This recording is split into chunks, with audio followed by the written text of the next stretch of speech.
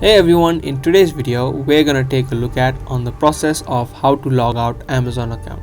To quickly get started, open up your Amazon shopping app. After you open it, you should see a similar interface. Next, you'll need to tap on the three lines on the bottom right of the screen. And from here, if you scroll down, you can tap on settings.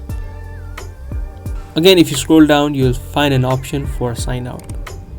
If you're only trying to use a different account on Amazon, you don't need to sign out or log out of your Amazon account. You can simply tap on switch account and then tap on add account.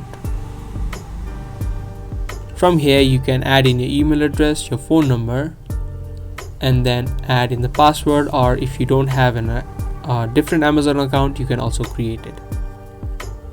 After you add a different Amazon account, you can simply tap on switch account and then switch between multiple accounts. But if you want to completely log out, you can tap on sign out here.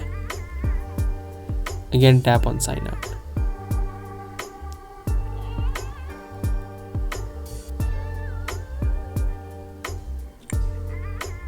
So yeah, that's how easily you can log out Amazon account.